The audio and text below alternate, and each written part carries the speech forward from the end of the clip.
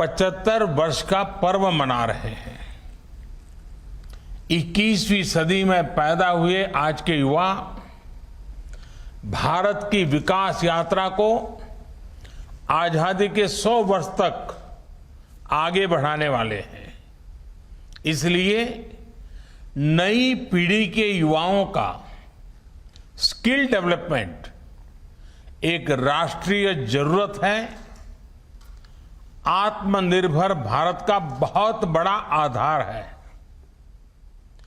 बीते 6 वर्षों में जो आधार बना, जो नए संस्थान बने, उसकी पूरी ताकत जोड़कर हमें नए सिरे से स्किल इंडिया मिशन को गति देनी ही है। साथियों, जब कोई समाज स्किल को महत्व देता है तो समाज की अपस्किलिंग भी होती है, उन्नति भी होती है। दुनिया इस बात को बखूबी जानती भी है, लेकिन भारत की सोच इससे भी 2 कदम आगे की रही है। हमारे पूर्वजों ने स्किल्स को महत्व देने के साथ ही उन्होंने इसे सेलिब्रेट किया, स्किल्स को समाज के उल्लास का हिस्सा बना दिया। आप देखिए, हम विजयादशमी को शस्त्र पूजन करते हैं, अक्षय तृतीया को किसान फसल की कृषि यंत्रों की पूजा करते हैं, भगवान विश्वकर्मा की पूजा तो हमारे देश में हर स्किल, हर शिल्प से जुड़े लोगों के लिए बहुत बड़ा पर्व रहा है। हमारे यहां शास्त्रों में निर्देश दिया गया है, विवाह दिशु यज्ञशु गृह आराम विधायके सर्व कर्मसु संपूज्यो विश्वकर्मा इति श्रुतम। अर्थात विवाह हो, गृह प्रवेश हो या कोई और यज्ञ कार्य, सामाजिक कार्य हो, इसमें भगवान विश्वकर्मा की पूजा, उनका सम्मान जरूर किया जाना चाहिए। विश्वकर्मा की पूजा यानी समाज जीवन में अलग अलग रचनात्मक कार्य करने वाले हमारे विश्वकर्माओं का सम्मान, स्किल का सम्मान। लकड़ी के कारीगर, मेटल्स का काम करने वाले, सफाई कर्मी, बगीचे की सुंदरता बढ़ाने वाले माली, मिट्टी के बर्तन बनाने वाले कुम्हार, हाथ से कपड़ा बुनने वाले बुनकर साथी, ऐसे कितने ही लोग हैं जिन्हें हमारी परंपरा ने विशेष सम्मान दिया है। महाभारत के भी एक श्लोक में कहा गया है, विश्वकर्मा नमस्तेस्तु विश्वात्मा विश्व संभव। अर्थात जिनके कारण विश्व में सब कुछ संभव होता है, उस विश्वकर्मा को नमस्कार है। विश्वकर्मा को विश्वकर्मा कहा ही इसलिए जाता है क्योंकि उनके काम के बिना, स्किल्स के बिना समाज का अस्तित्व ही असंभव है।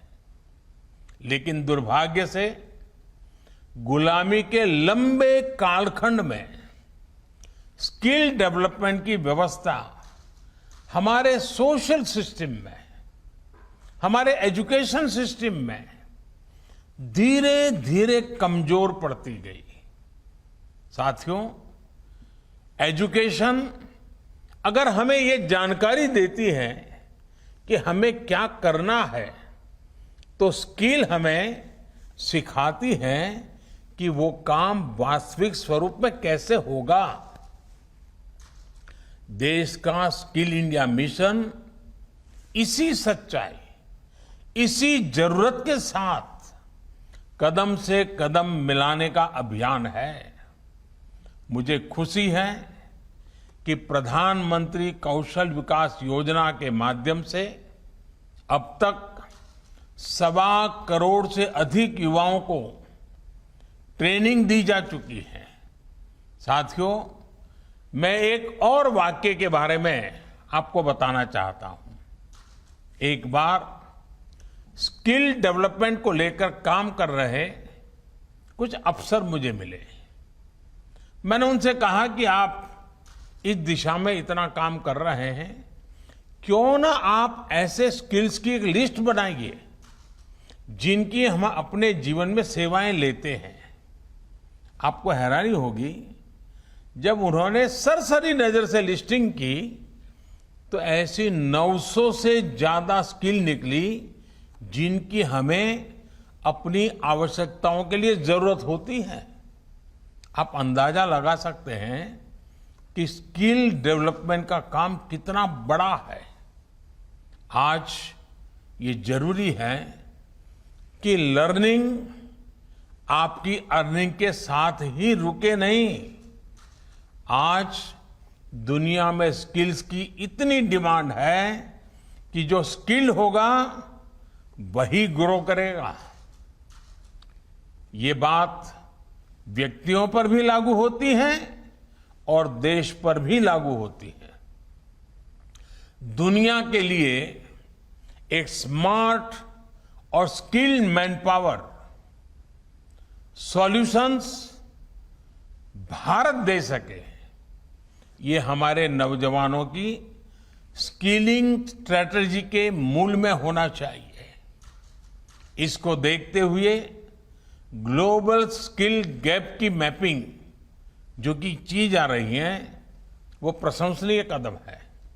इसलिए हमारे युवाओं के लिए स्किलिंग, रीस्किलिंग और अपस्किलिंग का मिशन अनवरत चलते रहना चाहिए।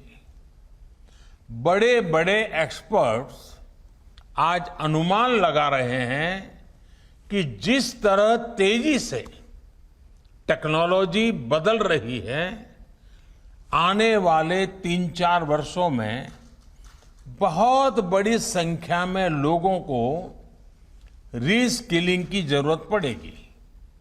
इसके लिए भी हमें देश को तैयार करना होगा। और कोरोना काल में ही हम सबने स्किल्स और स्किल्ड वर्कफोर्स की अहमियत को बहुत करीब से देखा है, महसूस किया है। देश कोरोना से इतनी प्रभावी लड़ाई लड़ सका तो इसमें भी हमारी स्किल्ड वर्कफोर्स का बहुत बड़ा योगदान है। साथियों, बाबा साहब आंबेडकर ने युवाओं की, कमजोर वर्ग की स्किलिंग पर बहुत जोर दिया था। आज स्किल्ड इंडिया के जरिए देश बाबा साहब के इस दूरदर्शी स्वप्न को पूरा करने के लिए भरसक प्रयास कर रहा है। उदाहरण के तौर पर आदिवासी समाज के लिए देश ने गोइंग ऑनलाइन एज लीडर्स यानी गोल्ड प्रोग्राम शुरू किया है। ये प्रोग्राम पारंपरिक स्किल के क्षेत्रों जैसे कि आर्ट हो, कल्चर हो, हैंडीक्राफ्ट हो, टेक्सटाइल हो, इनमें आदिवासी भाई बहनों की डिजिटल लिटरेसी और स्किल में मदद करेगा, उनमें एंटरप्रेन्योरशिप डेवलप करेगा। इसी तरह वनधन योजना की भी आज आदिवासी समाज को नए अवसरों से जोड़ने का एक प्रभावी माध्यम बन रही है। हमें आने वाले समय में इस तरह के अभियानों को और ज्यादा व्यापक बनाना है। स्किल के जरिए खुद को और देश को आत्मनिर्भर बनाना है। इन्हीं शुभकामनाओं के साथ आप सभी का बहुत बहुत धन्यवाद।